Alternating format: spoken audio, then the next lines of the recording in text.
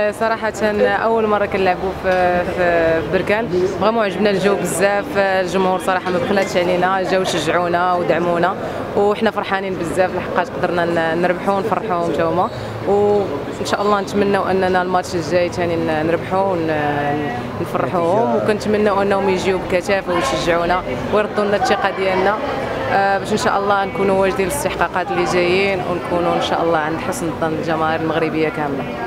الحمد لله الانتصار ديالنا اليوم على الكونغو، هذا تشجيع لينا. كما كتعرف لافريك كيكون دونسيتي طالعه الفيزيك، مي الحمد لله حاولنا نجروا المقابله ونخدموا على بوان فور وبوان فيبل ديالهم. سجلنا 2 أهداف.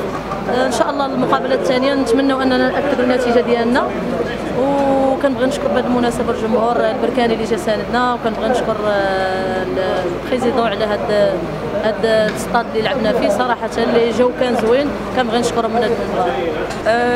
فوالا جو بونس كان ماتش صعيب، واخا ماركينا 2 البيوت اللي جو بونس ما يدوف با اتر انولي.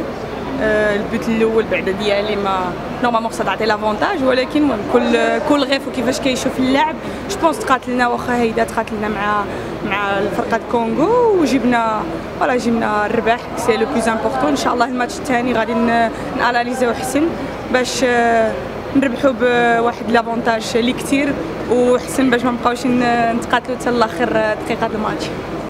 Yeah, I think today it was very important that we got the win coming from 2 months ago, the loss against Zambia, and the loss of the Olympic dream was very hard for all of us. We've been thinking, we've been working hard in our teams. We've come here, we know what we have to do, we've been working hard. I think today we have shown a great attitude, a great soul.